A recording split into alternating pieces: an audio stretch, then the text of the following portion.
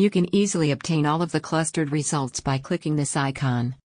A zip file will be downloaded that contains additional export results and formats that are useful for analysis or delivery to other applications. These CSV files are the same files you can download directly.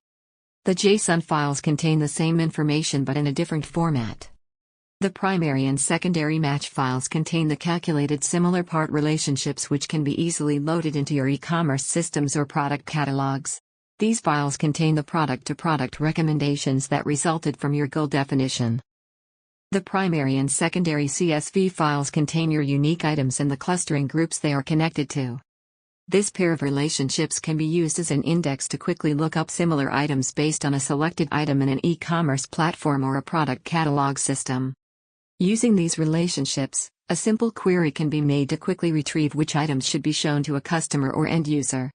For example, if a customer selects a primary item, the following secondary match items could be immediately recommended as alternatives for them to consider. This can also work in the reverse direction, so picking a secondary item could present both secondary and primary items that are related by the group number. These relationships are driven by how you define your goals. For years, the trend of presenting items based on popularity or user feedback has been the norm.